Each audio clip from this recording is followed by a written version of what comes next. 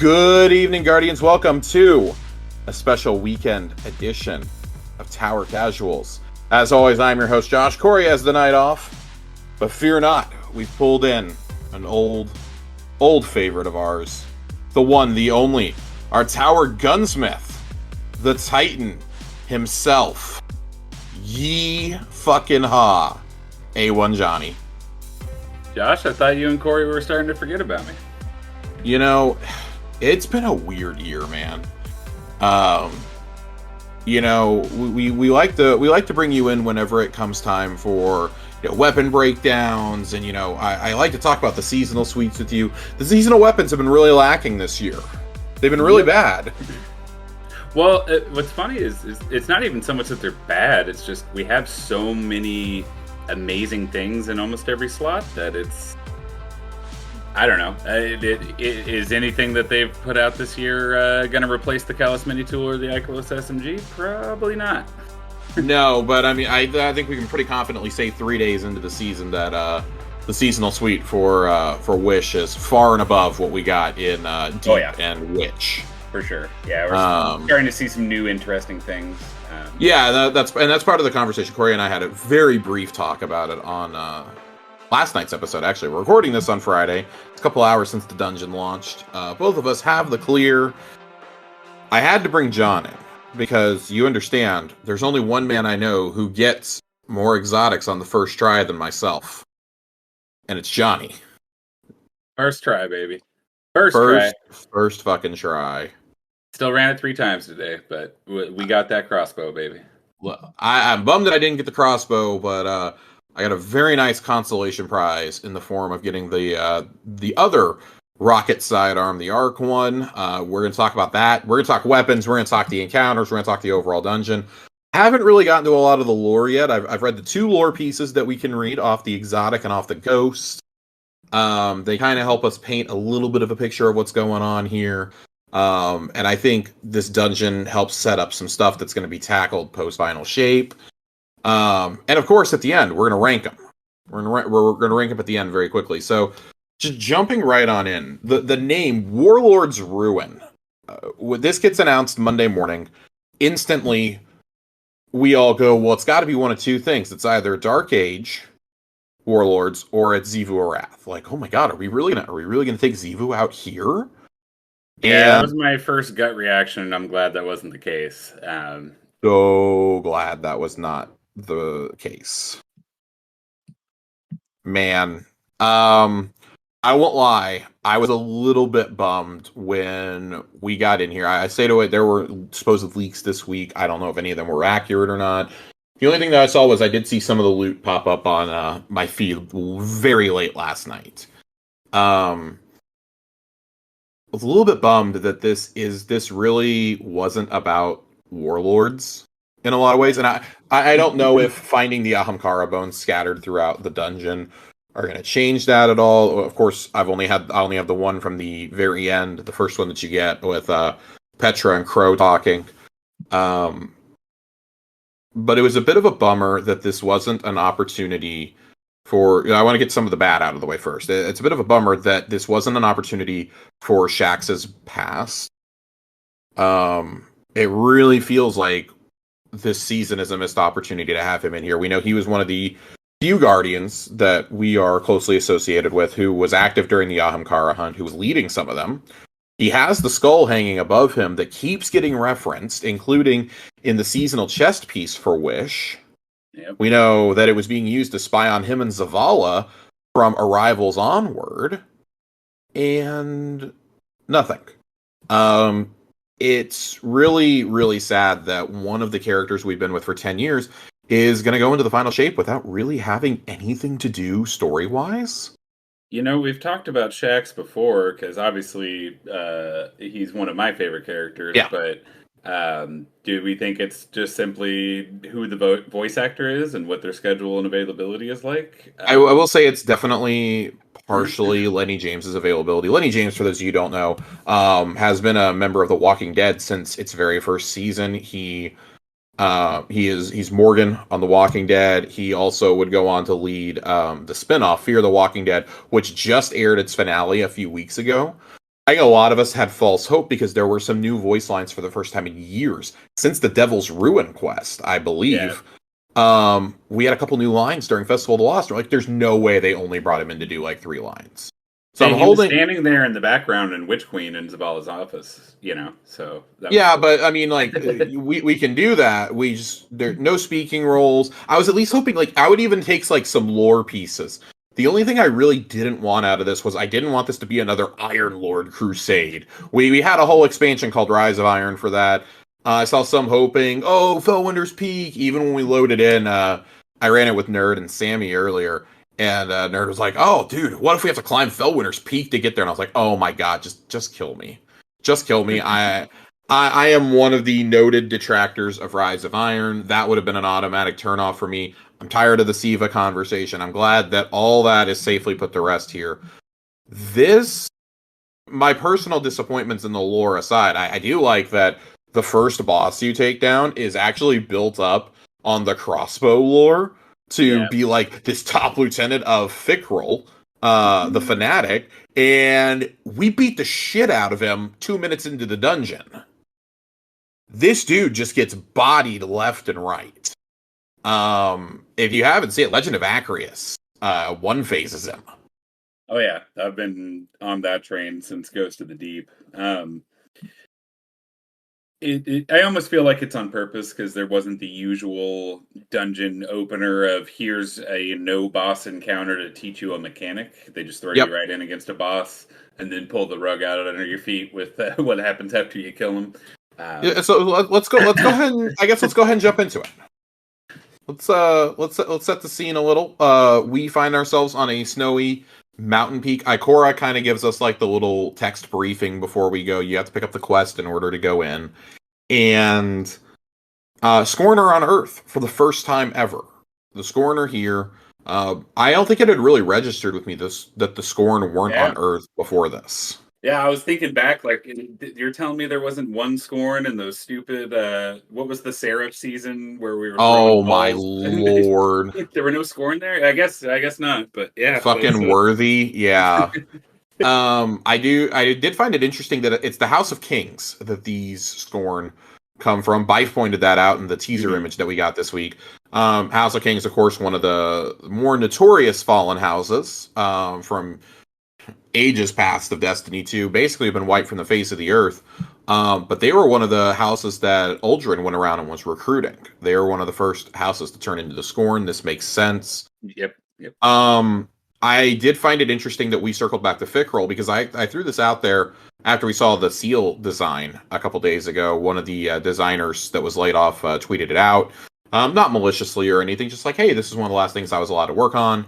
And we were all like, oh, okay, so it's going to be Scorn related. And my mind went to, well, what if we fight Fickrel? He's been out there fucking around. We know that there is an episode coming post Final Shape that is called, I think theirs is called Heresy. And it's Scorn themed. There's clearly a Scorn captain on there. On the teaser image. So, like, okay, this is a really cool opportunity. We haven't really heard much out of Fickrel. There's just been whispers since the end of Forsaken. Even though we know he's alive, they outright mention him. I think it's in Lightfall. They mention that he's still out there. What I find interesting about this lore right off the bat, on that fancy crossbow that Johnny has, is he acknowledged the witness. He basically says the witness claims us as, his new Scorn are still rising. We reject that. We are Scorn. We govern ourselves.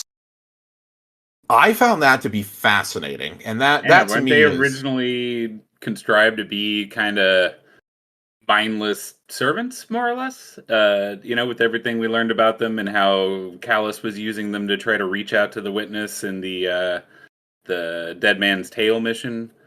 Yeah, that's of course an interesting observation, and I'll have to go and I need to brush up on my Scorn lore clearly.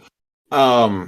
But Fickrel seems to he's the most intelligent of them, obviously, right? A lot of them are mindless. He is actually intelligent, as are his lieutenants. It describes a scene where the Scorn boss that we kill at the beginning of the dungeon is conversing with him before Fickrell leaves, and like notes that Fickrell has these old Elixni writings, and that he's still able to read them. And he says maybe one day he'll be able to read them too.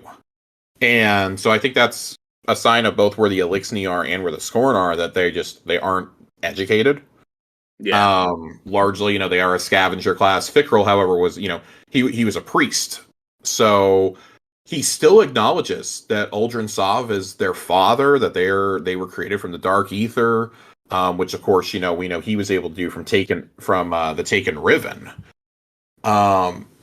I find it interesting that we kind of come full circle here, because we chase another fucking meatball around, John.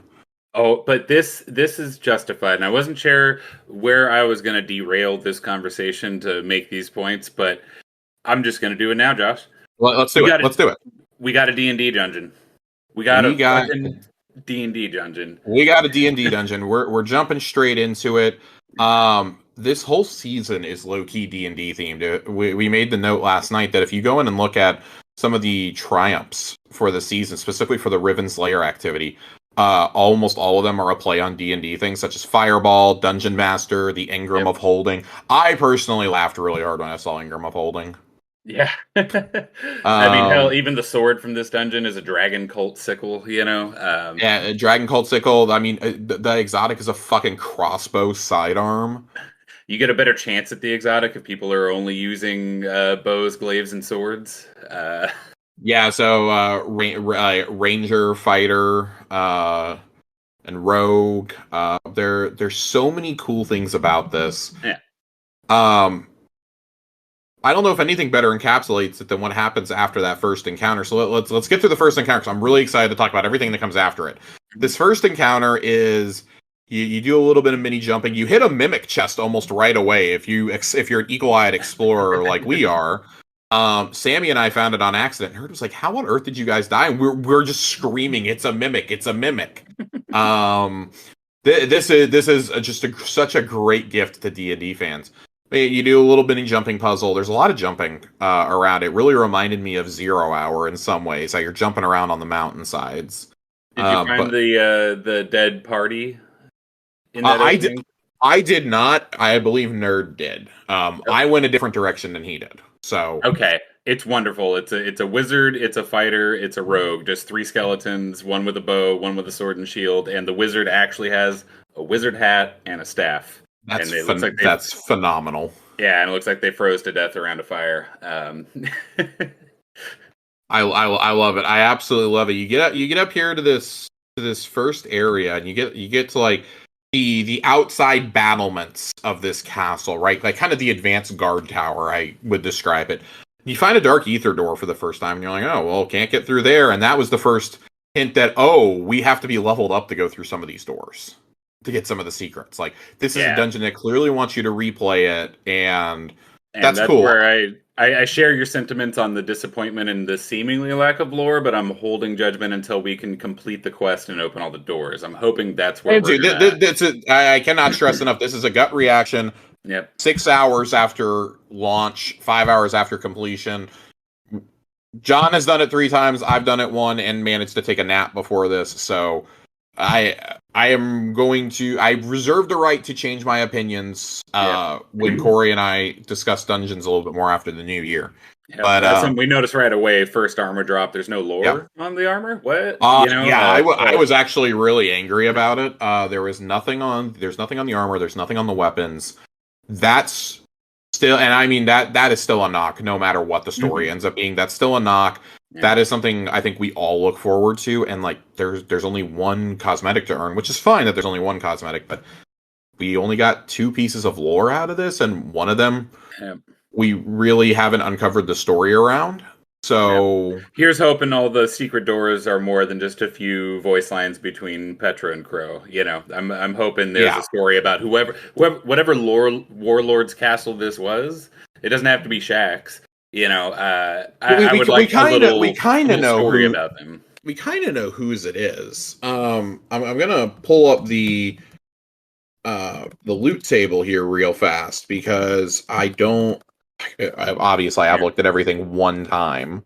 Yeah. Here, I have the list right Naeem. here. It's implied to be Naeem. who is a warlord that in the lore of the Ghost um, left and traveled so far. I think it's east, away from the castle, that they were no longer referred to as a warlord, but they came across guardians that had slain an Ahamkara, and it's Naeem conversing with that Ahamkara spirit. That's awesome. I haven't had a chance to read it yet. It's very cool, and it makes me really hopeful that there's more lore here. But let's talk the encounters, and then we'll circle back because Naeem plays into the end of this dungeon. This first encounter, it's pretty straightforward. Were you at all startled when you got warped into the cages for the first time? Oh yeah. I especially because they throw that bait cage at you right before you walk out into the first arena. If you walk in it, it's like an Iron Maiden. The spikes just come up and kill you immediately. Oh, that's funny. None of us walked into it. That's funny. Joe walked right in and said, "I wonder what's going on here." You go in there and it warps you in, and it took us a few seconds to realize, oh, there's taken eyes, and so we were shooting each other's in a triangle to get each other out. And you drop down. We also, like Joe, thought you had to shoot the little the little shield things that pop up, because traditionally that's what you do when something Scorn pops up. You shoot it. No, you got to stand in it for a few seconds, and it's a little brutal here because you're doing it right on the Scorn boss. If you can like pop well there, then you're a lot safer. Or go invis with a hunter, you're pretty safe. Or just be a Banner of War Titan. We did not have any of those options. We had a Dawnblade, we had a Well, and we had a Arc Staff Hunter. And let me tell you, we were taking turns dying here. We didn't wipe, but we were taking turns dying. And just kind of like chipped away at the boss's health. We'd be like, oh, we got the shield down. We weren't quite sure what we were doing in terms of the mechanic until we got him a little over halfway. And then we realized that, and that's when Sammy threw on a sword and just went to town. Yeah. That and an arc staff, that and a gathering storm pretty much just tanked him after that. All in all, pretty easy first encounter. Nothing too challenging. This is where the dungeon truly begins, though. You get teleported into what can only be described as the sewers underneath Riften from Skyrim. And you are locked in cages. And you can't do conventional things to get yourself out. Of course, this is a puzzle. This is one of the more ingenious puzzles, I think, that we've gotten. Yeah, it was pretty neat, and just a master stroke to have your opened loot chest in the hallway right in front. Oh my god, it's taunting you. It's taunting you, and it makes it to where even if you're going in and you're like, oh, I'm going to farm this first encounter, you still have to go through that every time. I think that's actually just kind of a master stroke, and like it's kind of like in a little way, like kind of a like haha fuck you from Bungie. Yeah. I found that very amusing, and it's very clear from that moment on that the people who were in charge of designing this dungeon are huge tabletop gamers. Yep. I made the quip when you and I were talking earlier that this specifically feels like they just took they took like one of the starter maps from the D&D starter pack for 5e and just dropped it into Destiny and said, "Here, have fun." This is very much you're a level 2 party that got locked in jail. Figure it out. Yeah. I don't want to share how long it took me to find the 6th switch, that I was the one who kept missing it. Once we found it, of course, we felt really stupid. Yeah. But that was really cool. I like, getting out of there and then, having to like navigate the hallways to jump up and around and get out and everything. When you get to the actual castle, I think that encounter is really cool too. When you're fighting an ogre outside now. You're fighting a Taken ogre. And I found it interesting that Taken are showing up here, right? You're fighting them, and there is a freeze mechanic, much like Deep Stone Crypt, which is the first thing that all of us thought of, and I think all three of us just groaned. Yep, I saw it. I'm like, damn it. but it makes sense. We're like on Mount Everest or some shit right now. It is cold. I get it. Whatever. Right. But... I was like, I think my concern at that point was we're surely not done climbing. I really don't want this to be a mechanic during the final boss. Mm-hmm. And thank God it's not. But see, it's like everything else in Destiny. Like, oh, let's iterate on you standing in those things. Now you pick up a buff when you do it, and when you have those buffs, it spawns these fire orbs, and we're so used to picking things up and just throwing them that I think we all tried to do it. We spawned. Don't yeet the orbs, Josh. Don't yeet them. You can't throw them. You can only swing them, and it was really annoying. And it took us a little bit. We never wiped here, but it took us a little bit to realize, oh, there's 4 braziers down there. Mm-hmm. So we got them all lit and figured out that's what starts the damage phase. And we started at a brazier. This brought callbacks to the Leviathan for me. Oh yeah, this was very much a Callus plate cycle. And I mean, Sammy noted this. Between this and the final boss, they are very clear they do not want you standing in a well tanking because they are doing everything they can to get you out of those wells. Yeah. Specifically this encounter. This is where it really behooved us to have 2 wells. Because we just kind of like popped it between the first 2 circles. And did it, but I realized after we had 2 runs of like, oh my god, why is the timer going down so fast? It's not enough to do DPS. I moved to the next one, and I died going over there, but I was like, oh, that's what we just got to rotate. So we got into a habit. We would do 3, and then we would bail out just because the ads were so numerous by that point. Couple cycles, we were done. Yeah. Easy peasy. You definitely want. I would definitely suggest rockets on this encounter. We had people running all sorts of different things. I think Sammy was running a linear. I was running rockets, and Nerd was running 1K. We'll excuse him. He just got 1K last night. We'll give him a pass on that one. You always want to use your new fun tools, but it's a whole thing. You take that down though, and that's when you start the real climb. Oh, yeah. The fun jumping puzzle around the Taken Orb, which I mean I'm sure that that's going to be addressed in the Ahamkara lore. The orbiting hunks of rock like the Corrupted Strike ready to knock you down. We said the same thing. I was laughing because hey, hunters, man, I can just jump right over that. After playing it 3 times, I can all but confirm that is the only section of the dungeon that has like a darkness zone. If the 3 of you die in that jumping puzzle, you black screen reload back at the beginning. All right then. Okay. That's a thing. I found that jumping puzzle really funny because there are snipers. Of course, I'm using the opportunity to shoot my rocket pistol at them. You get up to the final boss room though, and I thought it was really cool that you're jumping down off the battlements to get down there. And this is probably the most unique boss arena that I've seen in Destiny. How you are traversing up. And constantly going up, up, up, and when you get to the top, if you're not ready to kill the boss, he taunts you in the language that pops up. Oh foe of mine, oh guardian mine. My skin is thicker than my hide is thicker than than your steel. Let's try this once more. Things like that, like just taunting you constantly. And then, so you're going through all this, and this is where it all comes together, right? You're shooting Taken Blights, you're killing the Scorn Captains, and you have to transfer the buff off of you. It took us a little bit to understand that. But it's my favorite kind of mechanic because you engage with it by punching something, but then you got to play hot potato because they can give it right back to you if they. They can give it right back to you immediately. There were multiple times that Nerd was like, "I can't give my buff away" because I was like engaged in.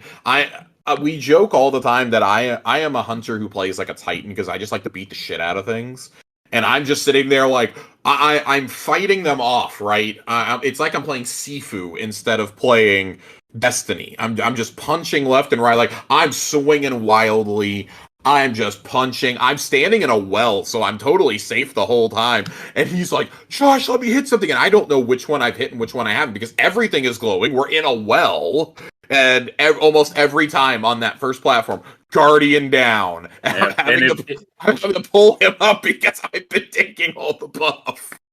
And if you guys are together, it can become a nightmare because once you do punch that buff into one of those invulnerable scorn, no one else can do it. That one is like, he's holding a buff, he can't get another one. So if you two were next to the one, so it was a very interesting, and I think that's what I appreciated about the freezing mechanic in the second encounter, is it kind of helped develop a little bit of urgency in learning how to efficiently suck the buff out of the stupid totem, right, and then book it because you were about to freeze to death. And you kind of have to do the same thing there. You need to drop the mini boss, suck the buff out of there, punch a scorn to get rid of the buff, and then just stay away. You got to keep moving until it's time for damage. But it can definitely be frustrating learning that for the first couple times because you will all die.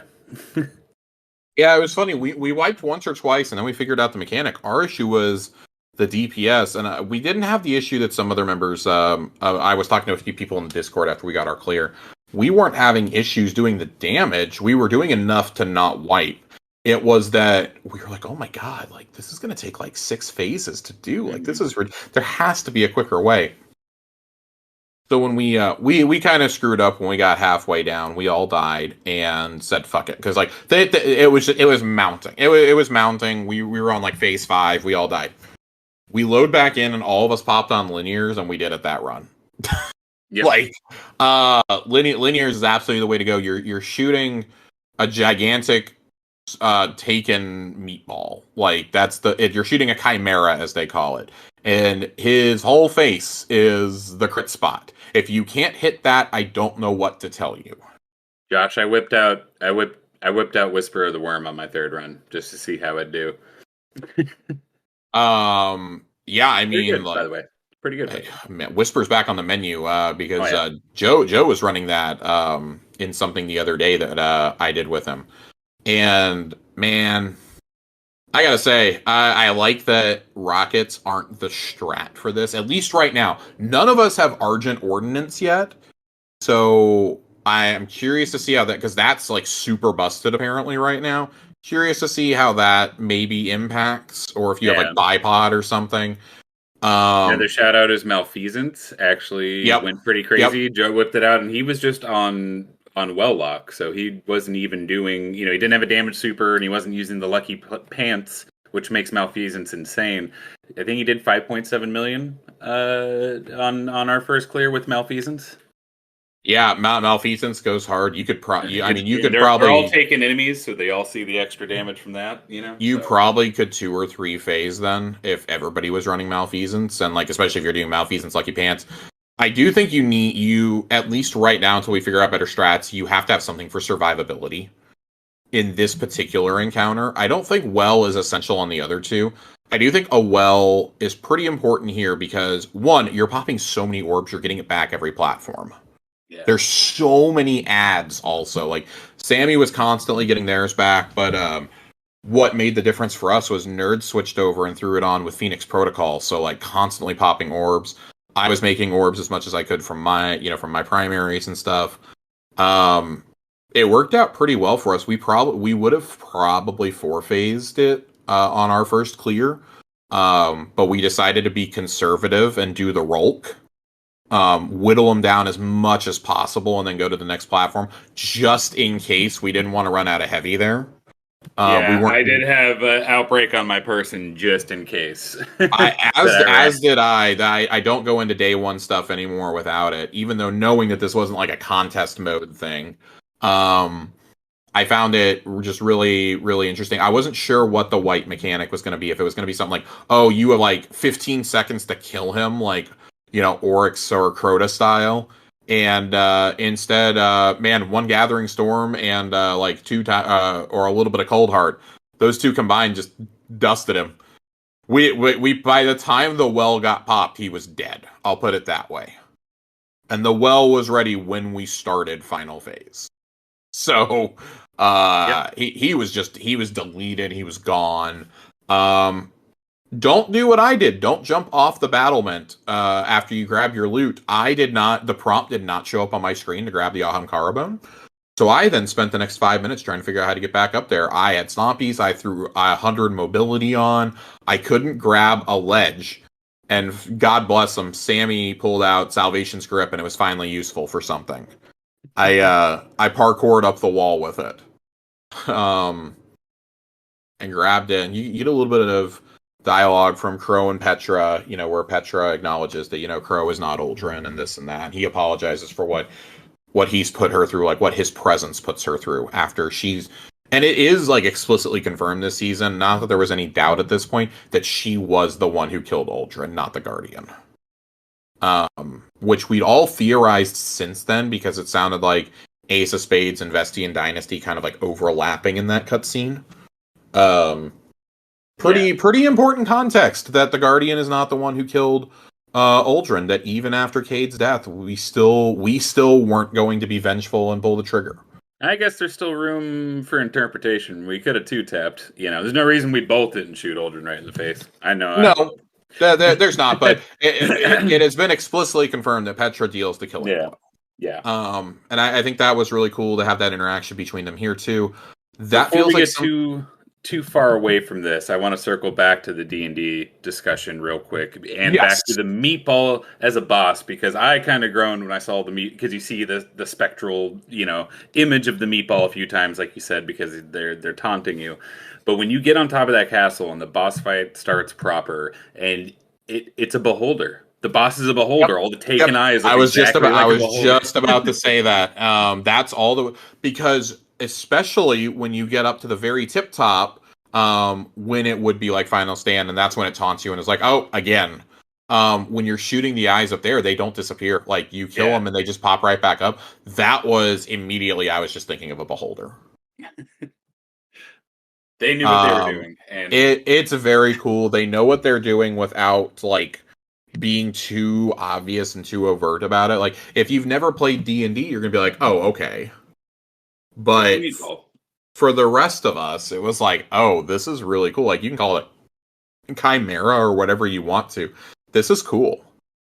This is really cool. This is a D&D ass dungeon. This is the nerdiest thing they've ever made for this game, I think. And I say that lovingly, because let's shift. Do we have anything else about the encounters or about the layout of this before we shift into the loot pool?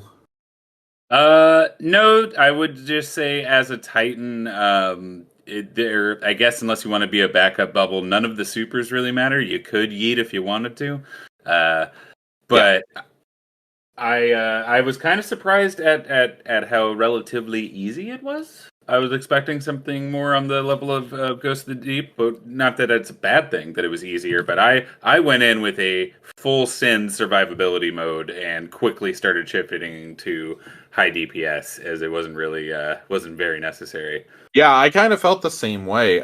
Once we had a well, and I mean, we ran two wells just like to speed things up.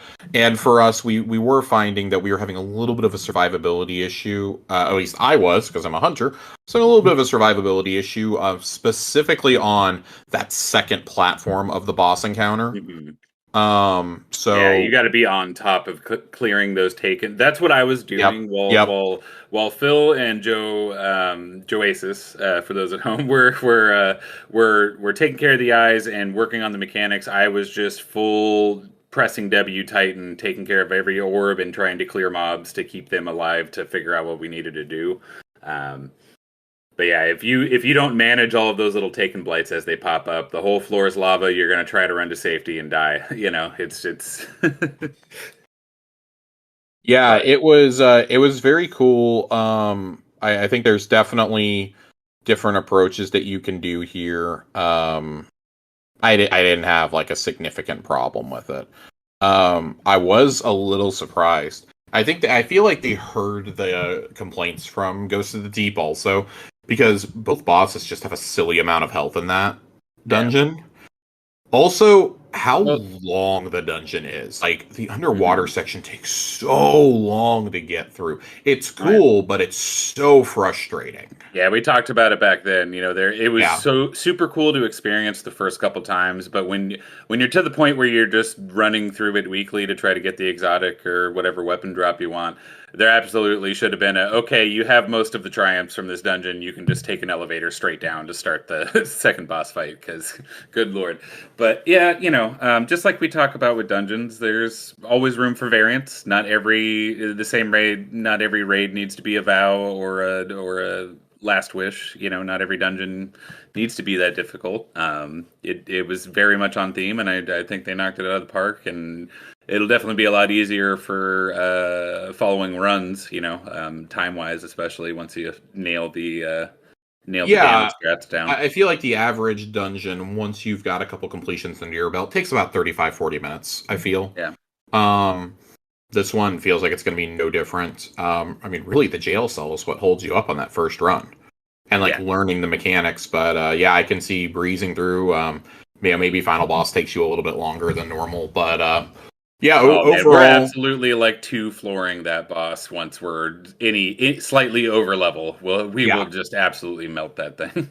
And that's the thing is, to keep in mind right now is, the boss is at 1810, so it's just, barely underneath where we are at the beginning of a season. Yeah, we're 4 days into the season. Unless you're a monster, you should be, not too above that. Right. I think I went in at 1815 or something. Yeah.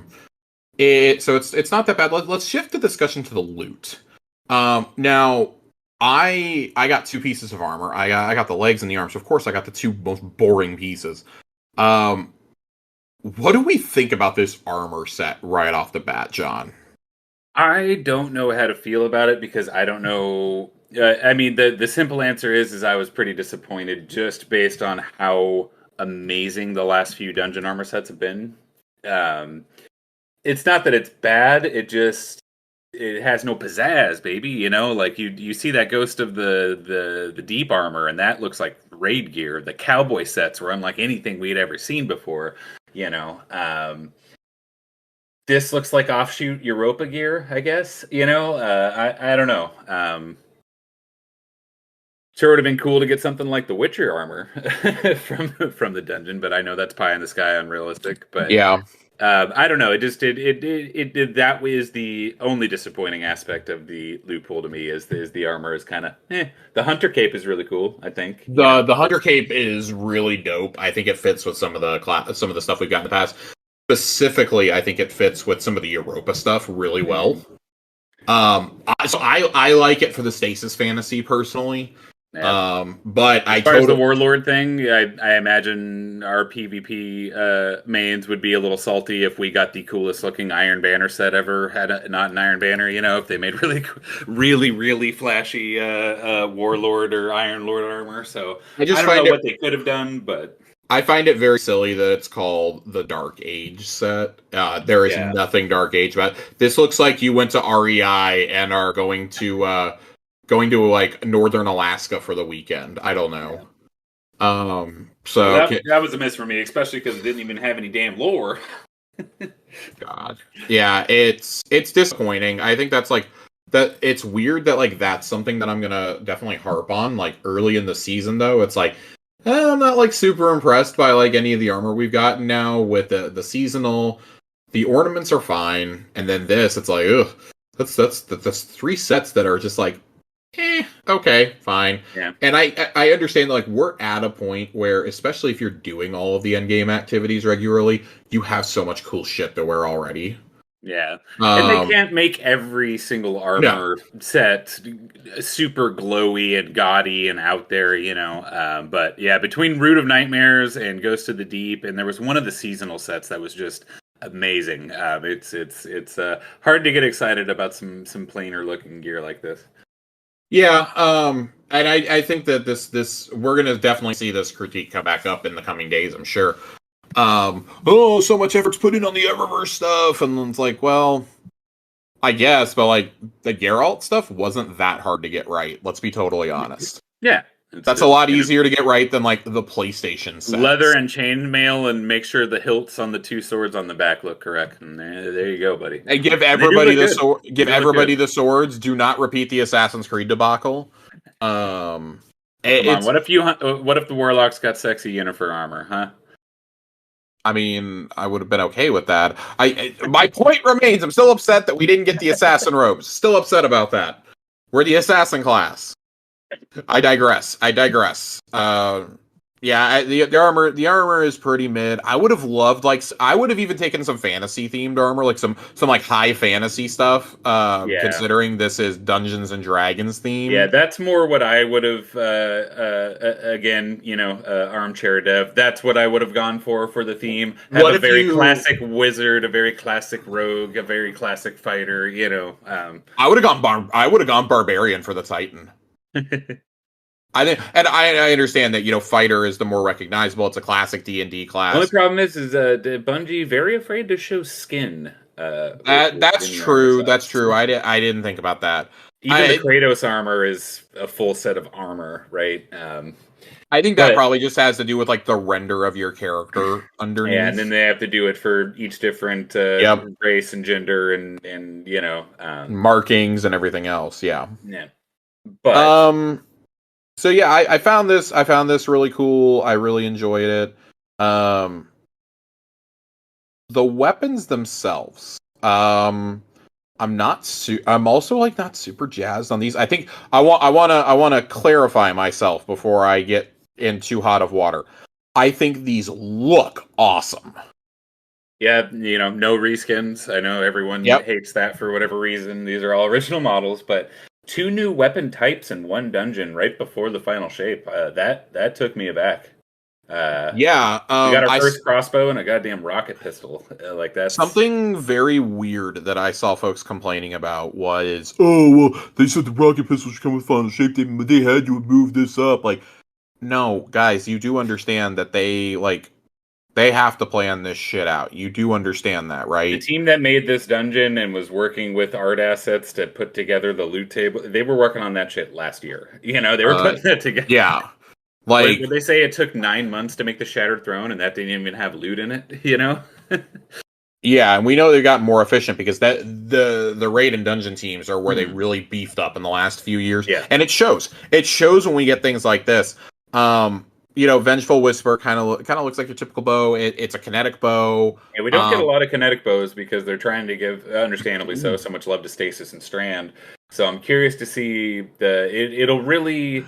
I can't really form an opinion on that and the snipers specifically until I can see the full loot, the perk pool on them. I would agree with that. The perk is whatever. The origin trait just kind of sucks, honestly. Yeah, I almost wonder if there's going to be more constructs.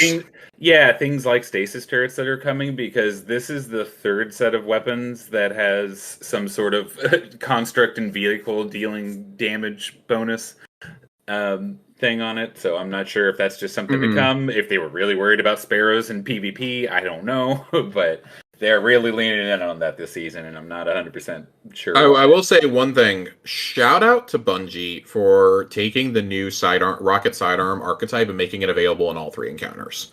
It is the only item available in all 3, I believe. Excuse me. 3 runs, I've gotten 6 drops of it. It's going to get on everyone's nerves eventually, but I was absolutely thrilled when I got that coming out of the second encounter. I got that dropped. I was excited. I was practically jumping up and down screaming about it. And then I actually got a legitimate good roll of it from the final boss, and I was way more excited after that. Impulse Amplifier Volt Shot. I can't wait to take this into Iron Banner next week. I didn't get Impulse on that one. I did get Volt Shot. I'm very excited to play around more with it. I got one with the new Cooler Osmosis for elemental weapons, where you use your class ability and it changes to your subclass. So that's another weapon you can use. That's kind of spicy. Full strand suite. So it's interesting. I'm definitely. Go. Curious to see how it plays in higher level content. Me, I love Grandmasters, so I wonder, especially with the anti-barrier sidearm, how good that's going to feel Oh in the yeah, I didn't hand. even consider that. Yeah. Yeah. So I'm really excited to play more with it. Obviously, I only got to shoot a few ads in one encounter with it, but it feels really strong for what it is. And I'm surprised that given that it's a projectile and an explosive one at that you can do crit damage with it. That surprised me. Um, but yeah, I'm really curious to see how this plays out with all the different roles because there's I'm some very very interesting excited things for you can this do with it. sword. Yeah, With cast, this is the second caster sword we're getting this season. It's a strand caster sword too. It has hmm the new slice perk on it. I got one with Um, chain reaction. That'll be fun if not good. yeah, That's kind of my I problem with still feel like casters. casters are really like a niche category. Yeah. But I think they're fun if nothing else, and I think that dungeons are a way for us to get like things that we wouldn't normally get. Raids and dungeons should be like kind of like wackier things, and if they become meta, they become meta. If they don't, they don't. Um, I don't think any of these four weapons are going to become meta. Like just right off the Yeah. bat, Like I I've said, I really want to see the perk pool on the I've seen the sniper. perk The pools. sniper, Not super yeah, enthusiastic about it nothing personally. crazy in there. Not to me. I'm also like not a sniper guru, but Mhm. I'll put it this way: the sniper is the one thing I'm not seeing people talk about. So Yeah. PVE, PvP, I ain't seeing anybody talk about that. I've seen some discussion about the sword, the bow. It's like, okay, it's another bow. Everybody's talking about the two sidearms. So John, I am going to cede the floor to you to talk about Buried Bloodline for a moment because this is one of the coolest fucking looking things they've ever done. I really, really wish that they had an armory collection piece for this because I would buy it right away. Yeah. No. This can we appreciate for a second how good the exotics have looked this year? Like, even if they're not like if this hasn't been like the most amazing year, we have had this, we've had Vexcalibur, we've had the Navigator, obviously Necrochasm is from Destiny 1, Dragon's Breath from Destiny 1. The Siva Um, ornament they made for for Necrochasm the looks Siva amazing, though. ornament is fucking dope. The God, what was the other one I was thinking of? Conditional finality is really Oh, cool. beautiful, beautiful. The first time I Uh, saw an image of that shotgun, I yeah, need absolutely, that shotgun. absolutely beautiful. We were both like, oh fuck, we need it just for the aesthetic. The designers really have knocked out of the park this year, and Yeah. this might be the crowning achievement that you figured out how to put a crossbow in Destiny. But I Yep. think it Well, classifies as a rocket sidearm. no, this is a different thing. It almost Is it really? it Well, I mean, the in terms of like their classifications, I feel Yeah, like that's where I'll it's have to left. do again. I've only had today in the dungeon itself to play around with these because, like I said, I Yeah. ran it 3 times to get all the space stats through. But the way that it feels, especially it fires two of those bolts, so it almost does damage like Wishender.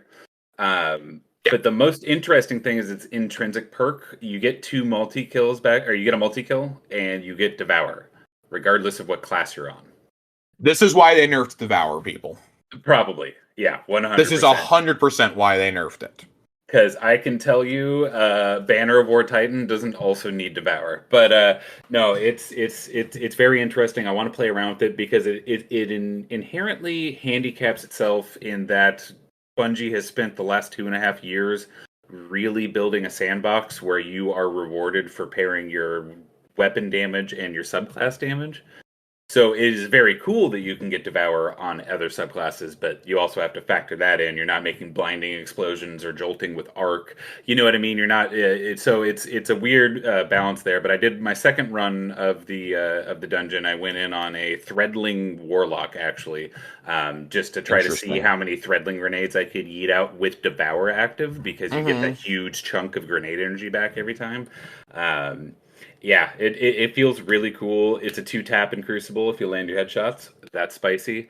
The ammo economy is fairly forgiving. I think I had like 54 in reserves, 54 shots, 10 round mags. Yeah, I'm excited to play around with this and see what the most busted thing is. I immediately thought of giving Arc Titan Devour. Sounds pretty cool the next time we're in an Arc Titan meta. I mean, it's still great, but obviously right now I'm busy playing with Solar and Strand. I don't know. It has a lot of room to fill out a lot of other kits. I kind of want to use this with Hunter trip mines. Yeah. Or a way to give Solar Hunter more survivability with Devour too. That too. I think there's a lot of really fun combinations. I don't know that this will be like meta for anything, but in terms of like survivability in higher end and day one content, this absolutely will probably be an option. Especially, I think you nailed it. Especially with hunters, I think this is really a way to survive. Especially if you're someone like me who doesn't use their grenade a whole lot, or kind of forgets that they have it. Just because like I don't really build into grenades too much with my kit. I prefer the hunter melees a lot. I like throwing smoke. I like, doing my tempest strikes, my throwing knives, my Beyblades, etc., etc. I think that this is a really, really cool thing to do. And stasis grenades. Like, I can't wait to get this and play around with it. Like, this is what's going to keep me coming back. Nothing else like really super thrills me about this. Like I kind of got to the point where I'm like, oh well, I'm gonna do this quest and then I'm probably done with this dungeon. I'm gonna be honest. The armor isn't super enthralling. I want the sword, but like I'm not gonna die if I don't get the sword. Yeah, there's no lore on anything. They buffed it, but again, caster swords I feel like are where the real sweats are sword skating with their eager edge swords. If you're in any activity where you'd be doing that, you could probably use a caster sword for ad clear and have fun with it. I don't know that they're ever going to be meta, I highly doubt you're ever going to be doing boss damage with one at the very least. Unless you're doing the challenge, man. Overall, I think this is a really solid dungeon. I think I don't know that it's as good as Ghosts of the Deep. Of course, we're gonna rank them now. If you don't have any, kind of like closing thoughts on the loot pool, we're gonna skip straight to rank them. Yeah, no, that's like I said, I want to see a few rolls on the bow and sniper, but it is what it is. Well, John, I'm just blown away that we got 2 new weapon types in one dungeon. I am too. That's crazy. I am too. I like that they're giving everybody the chance to get the rocket sidearm too. Like, it's not just an exotic. That would have bummed me out if it was only an exotic, and because that's how Bungie likes to do things. They have to introduce things as an exotic and then like kind of spread it to legendaries. Really, really glad they didn't do it here. It's 2 different elements too, so it's 2 totally different play styles. I really, really enjoy that. Let's rank them. Well, let's rank them in Zavala's office right now. As a reminder, our dungeons are the Shattered Throne, the Pit of Heresy, Prophecy, Grasp of Avarice, Duality, Spire of the Watcher, Ghosts of the Deep, and Warlord's Ruin. We have 8 dungeons now, John. We have 8 dungeons. Good Lord. This is the final one, of course, heading into the final shape. All right, John, if we're going to start at number 8, I think we both have the same one down here. Is it on the moon? It is, in fact, on the moon. It is, man, we talk about depressing loot pools, but a depressing loot pool is better than no loot pool at all. It's Pit of Heresy. Pit of Heresy's one saving grace is the fact that you can get Xenophage as part of it. Yeah. But even that is basically its own separate quest. Really, really big bummer. I remember when it came out, you and I were both so excited for it. We both loved the Shattered Throne and Forsaken, and we were like, oh my god, like that's one of our favorite pieces of content ever. And Pit of Heresy did not hold a candle to the Shattered Throne. Nope. And it also didn't have loot, other than you got a single piece of masterworked armor. There was a pulse rifle. There was a pulse rifle. Okay, that pulse actually wasn't horrible. It was a cool pulse, but everything else that you could get from the dungeon, you could get from running the altars. The activity altars. Yeah. I think right above this, as much as I love it, I got to put the Shattered Throne. Ooh. And here's the only reason why I've got Shattered Throne this low, because we've gotten consistently better with every dungeon since.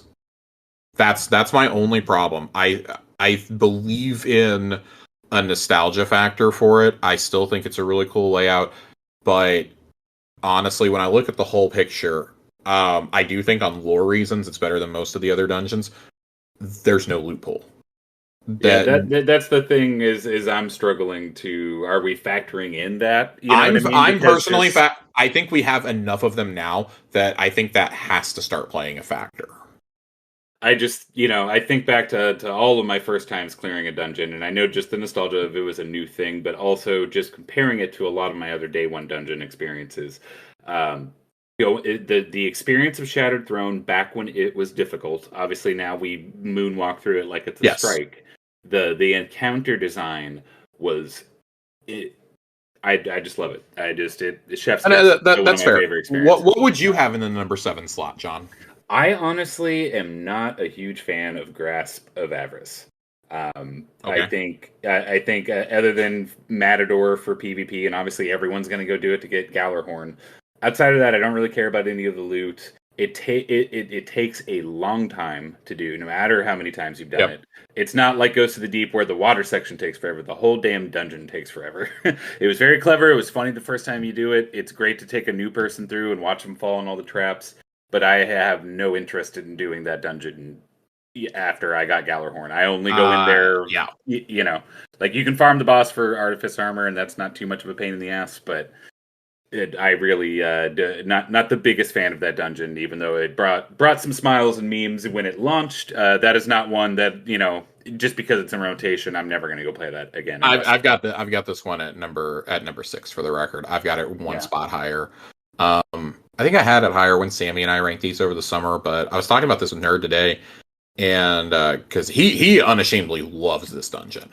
Yeah. And we were talking like, well, if you factor loot in, we were talking about like how underwhelming the loot pools really have been in most of the dungeons, especially when it comes to the exotics. And we're like, God, does Grasp of Avarice have to rank like higher purely because of Gallarhorn?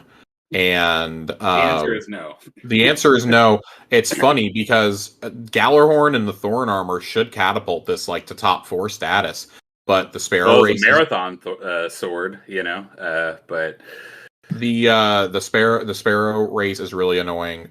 Lowering the shield is so time consuming and arduous, and God forbid that you like shoot yourself to the wrong platform.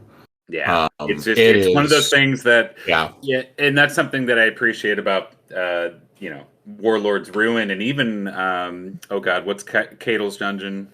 Duality.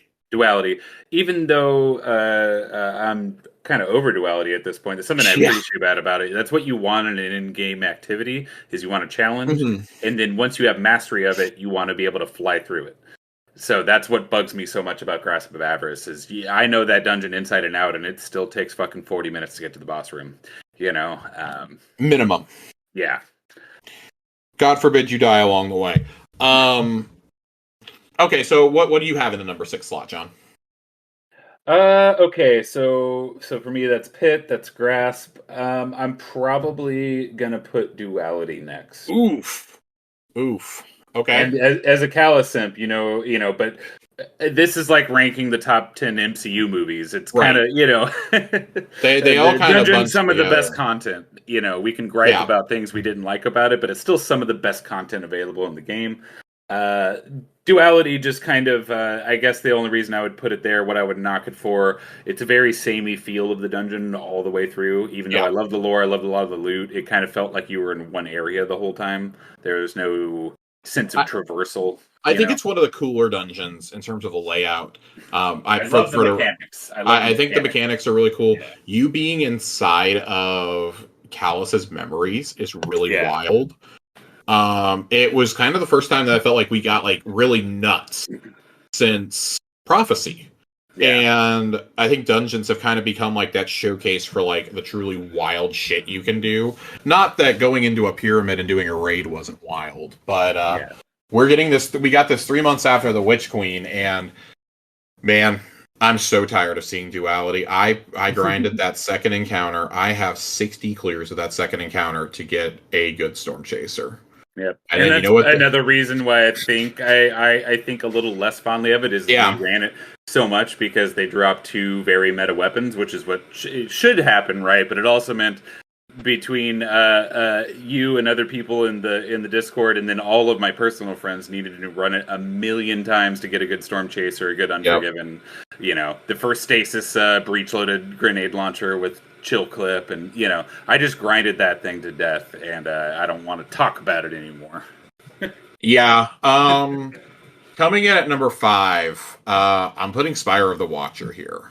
That's we align up on that as well. Spire of the Watcher, I was really tempted to put it lower, in all honesty.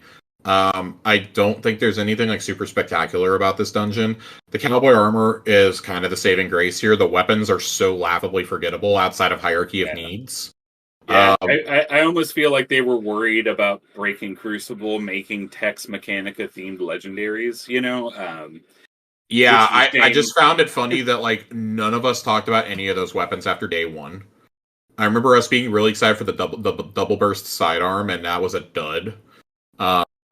Long arm was a dud, or whatever it was called was a dud. It is long arm, and they didn't even have the balls to give it Volt Shot. You know, it's not great. Hierarchy of Needs is a very like special use exotic too. Yeah, if you have a full team in a GM and all three of you have that bow, it goes crazy. But other than that, just use Tikus if you want an exotic bow that makes things go boom. Yeah, I like the. I'll say this: I do like the mechanic in the dungeon. I think it's a very simple dungeon mechanic to teach people. It's the only one I've almost soloed. I gave it one solid attempt. I was in there for 4 hours. It was really fun. But the reason I put this above Duality is I really enjoyed the lore of that subjugated Warmind and everything that was revealed from that, and how they were preparing the mass. I can't remember exactly all the details of it right now. God, there's been so much Destiny stuff running through my mind for the last year. But I really enjoyed the lore. That was a surprise, and obviously the cowboy armor.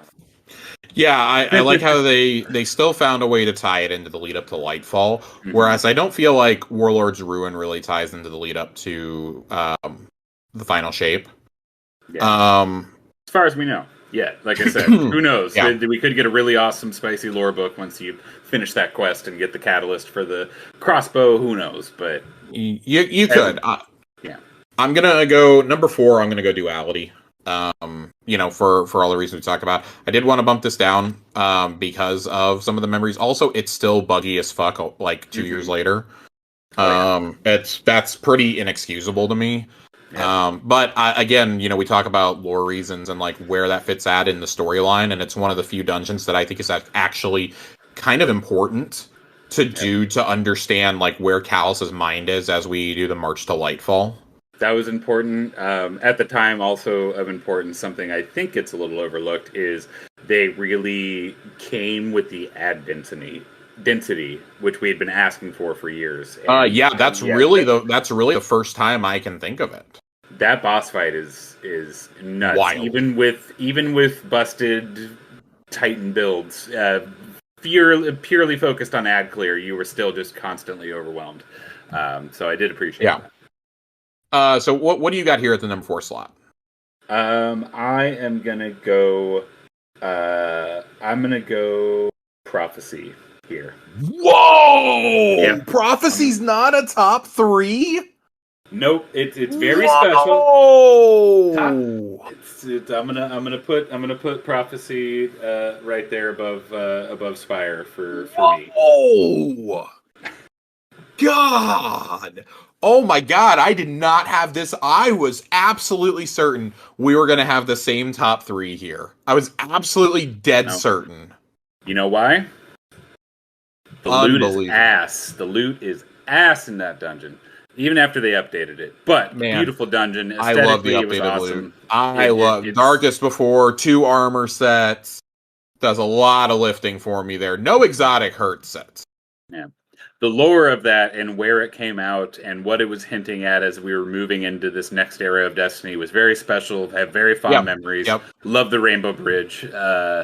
And everything was so creative. Bungie kind of shot themselves in the foot by giving us that one for free. I think a little bit, but no, very special dungeon. Again, thank God for COVID. Being 4 on this list is again, there aren't any objectively like Pit of Heresy is the close to an objectively bad dungeon, and I still had a great time with it. Pit of Heresy is I think Pit of Heresy is the only like truly lackluster dungeon. Frankly, I thought it was lackluster when it came out. I think it's lackluster now. Getting too exotics out of that dungeon is. Anyways, we're way past Pit of Heresy. The top 3. In my 3rd slot, I've got Warlord's Ruin. Okay. I've only cleared it once. I cannot, in good conscience, go any higher than this. But upon completing it, I was like, this is the floor for it for me. Upon further completions, I may put it higher. It really is all going to hinge on the lore for me. I think, for all the reasons we talked about, the encounters are great. The loot pool is really disappointing. But once I get to play around with it's also like the only exotic I really haven't gotten a chance to play with or seen people use extensively. It is brand new. I want to know if it's going to be anything beyond like kind of a niche use. Because I mean, like Navigator is cool, but it's a niche use. Hierarchy Needs is cool, niche use. In my brief time playing with it and seeing the few people online who have done testing with it, I don't think that's going to be the case. At the very least for this season, because it's anti-barrier, because it's technically a sidearm. But also, like I said, I can't stress that enough, how much giving any subclass you want Devour is so strong. Constant heals, constant grenade energy, two very important things. And even though you have a plethora of options in Void already, a weapon that gives you Devour allows you to free up a fragment slot. There's just a lot of uses for this so far, unless they nerf it or something. And even in PvP, like I said, for people who know how to aim a 2-shot headshot weapon, I don't know how much ammo you load in with. I'd imagine it's like 8, like a Forerunner. So for, my first thought was to try to get one headshot Peacekeepers out an Immortal and clean it up. But, that's a whole other discussion. I don't think this is going to be one of those niche you only see in very specific build weapons. But I'm very curious to see what they end up doing. So this is number 3. What's number 3 for you? I am going to put it in the same spot with the asterisks of if we are right about the lore and there's no extra deep lore other than a few more messages from Crow and Petra talking about Ahamkara and their own personal thing, then it'll stay here. This would almost be number 1 for me if there is more lore to be found. Legitimately. Interesting. Okay. It checks all the boxes. Obviously, I'm a little biased as a huge Dungeons and Dragons fan, and not only that, but the Dark Ages, Warlord, Ahamkara, that era of Destiny that we only get to see in lore tabs is my personal favorite era of Destiny lore. So having a dungeon that's all wrapped around that, on top of it being a big D&D reference, on top of getting 2 brand new weapon types, and like I said, I think it nails being challenging, having exploration, having multiple paths, and it's something that you can very clearly see that as soon as you and your team master this, you are going to start flying through it. So it just does everything right for me other than the armor, and I want to see the lore situation after we finish this quest and unlock all those doors. Let's move on to number 2. I've got Prophecy at number 2. Iron Prophecy is an absolute classic. From the minute that we played it, we were like, this is the weirdest shit Destiny's ever done. We were both here for it. That's the first day 1 clear I think you and I both have on a dungeon, is this one. Prophecy looks so beautiful. That's I usually include a screenshot from Prophecy when I'm showing other people that don't play Destiny what Destiny is about. That's how 100%. Beautiful that dungeon is. I definitely agree on the loot. At first, it was the way to get the Ikelos weapons, which was really cool. To get them reprised. I guess to be fair, back in Season of Arrivals, almost all loot was bad, so it's fine. Yeah, it was like one of those instances where it's like, oh my god, like these are actually like these are good. These are good. We found out that they could spawn the Warmind cells also. That's back when Warmind cells were king.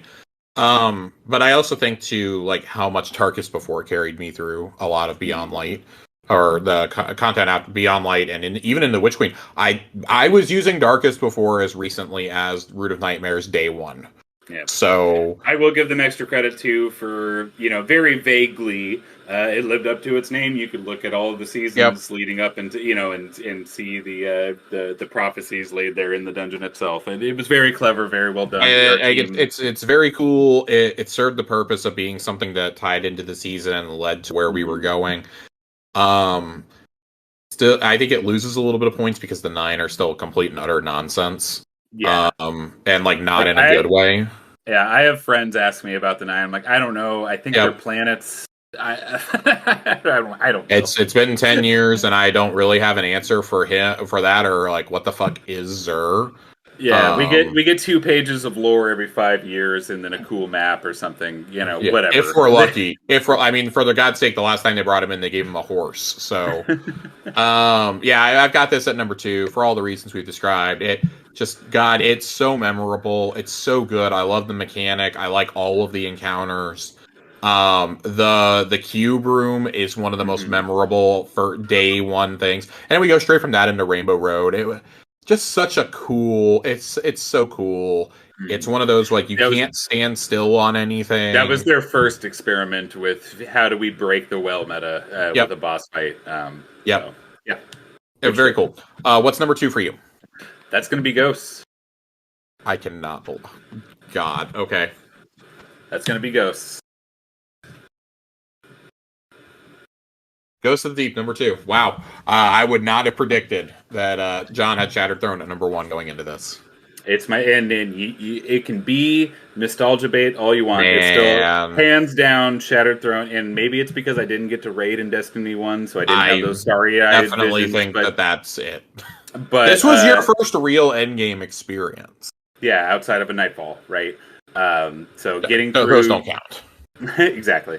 So, yeah, the Shattered Throne I can confidently say Shattered Throne is what made me fall in love with Destiny 2 again after I left, after Curse of Osiris and all that. Came back when Forsaken came out and started chewing through everything. And when I finally got to go through Shattered Throne, it just, like, I didn't know you could do stuff like that in this game, you know? And I love the Dreaming City, the whole space Rivendell cursed vibes. It's one of my favorite experiences ever in the franchise. Sucks that it didn't have any loot, but it was their first time doing it, so whatever. But yeah, I can't put anything in number 1 other than Ghost right now. I still think the loot is pretty much hot ass. The armor is cool, but I think like everything else is just kind of hot ass in this dungeon. Nothing like super exciting, but man, it's visually stunning. I think the encounters are very clever and well thought out.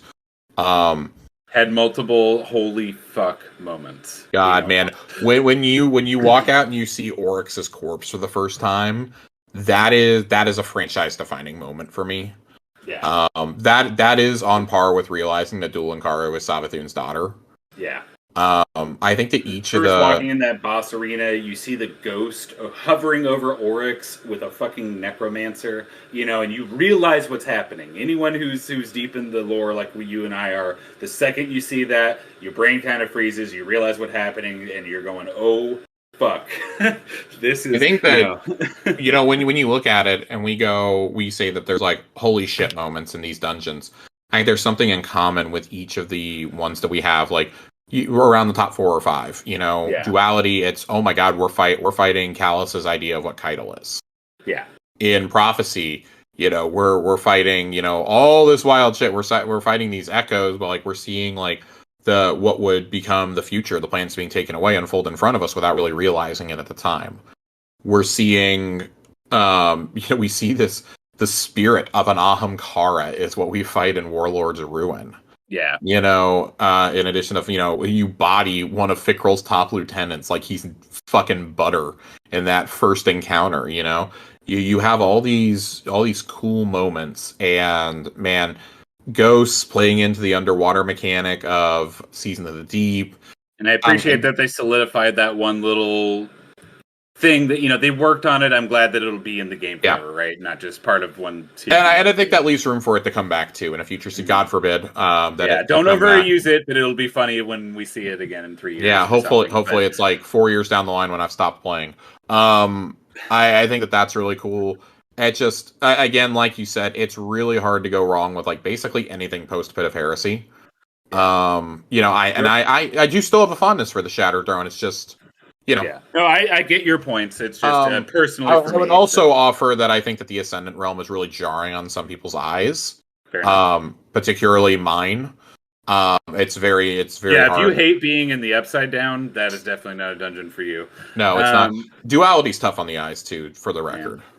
One big thing that I do want to say about Ghosts, though, in a franchise, hell, in a medium, video games in general, is all built on, oh crap, dang it, there's some big scary bad guy doing some scary bad guy stuff. We gotta go stop him. 9 years into this franchise, I find it challenging for them to continuously present a challenge and have me feel urgently like, obviously I want to kill a boss to get loot, to get to the next piece of the story, whatever. Yeah. It's rarer and rarer these days in Destiny that I see something presented to me and I go, oh fuck, in lore, in character, we need to stop this. This would be terrible. And yeah, seeing Oryx getting resurrected is hats off to them. I would say that and roll. It was Spin of Heresy, but good. Yeah, exactly. Like, honestly, when I tell people, they're like, oh yeah, Zulamok was trying to resurrect Oryx, they're like, what? I didn't understand that at all. Like, yeah. I was like, Ghost of the Deep is a way better rendition of that. You should only do Ghost of the Deep. I tell people it was a hive job interview for the new Taken King and leave it at that, you know? It's like the, let's see, he is the least amongst the Darkblade, what's his face, Malak. This dude is like, it was kind of like, man, we're getting to like the third cousin twice removed. We're talking about the cousin that left at Thanksgiving dinner to go get some Marlboros and comes back and everyone like left and the only thing they left him was like a piece of like the crust from the pumpkin pie. Like that's about what's like everybody else went to the movies or like went to the Macy's Day Parade and he's like, what the fuck? That's what this feels like when you fight Zulamok versus fighting the necromancer that's trying to raise orcs from the dead. With the light, you know, it's just like I said, it's just excellent. I mean, obviously the Witch Queen campaign, Rolk, I think, I don't care if you don't know, none of us knew anything about him really, but the first time you see Rolk float down out of that pyramid upside down, talk some shit, and then kick you to death, you realize what a big threat he is. Yeah. So, you know, Destiny has to do this every 3 months, sometimes multiple times in a season. They have to try to present an issue that you need to drop everything. You got to go stop the bad guys from doing bad stuff. So, I want to shout them out for having like I would say one of the all-time like, oh fuck, this is bad. We need to stop this now. We need to shut this down.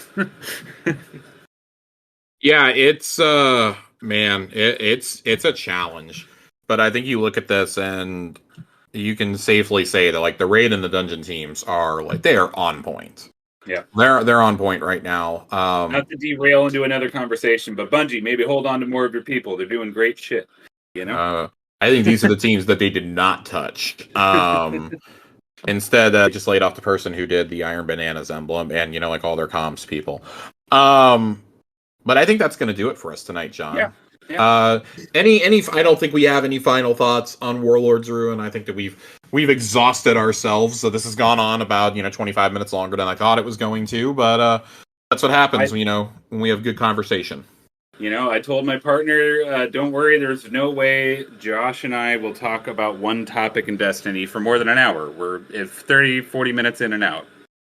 Yeah, we're approaching 80 minutes. So I want to thank everybody for listening to this special episode of Tower Casuals.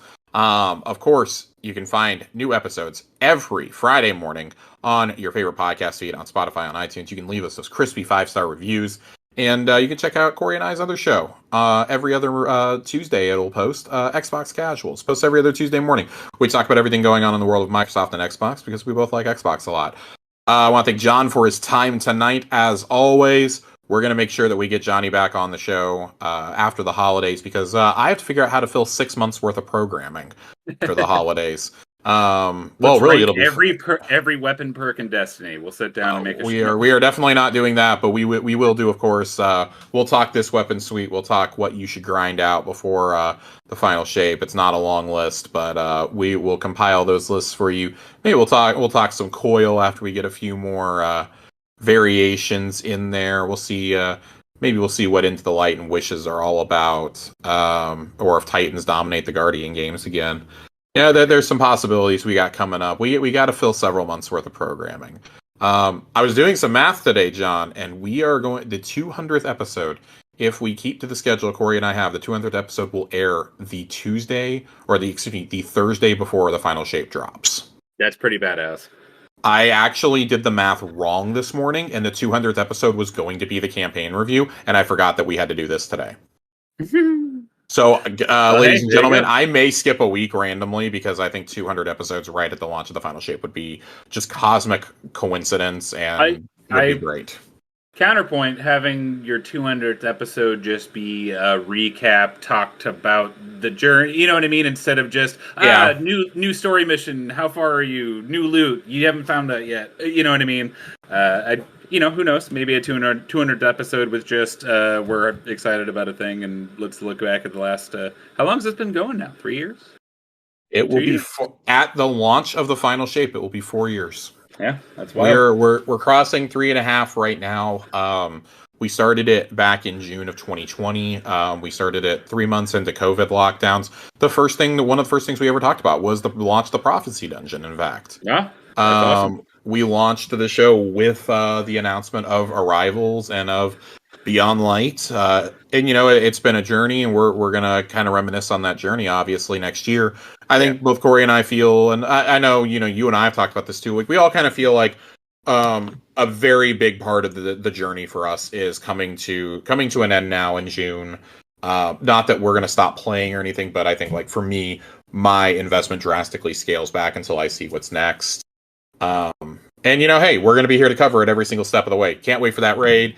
It's going to be a long wait. We now have a 7-month wait until the next true end game activity. We will have the cool exotic mission coming up here in a couple weeks, but exotic missions aren't dungeons. They aren't raids. As much as we may have liked the Vexcalibur mission, as much as I think Wicked Implement was an awesome mission, they're not the same thing. So, John, thank you again for your time. I've said enough. I can never say it enough. And thank you all for listening. We will catch you next week. Later.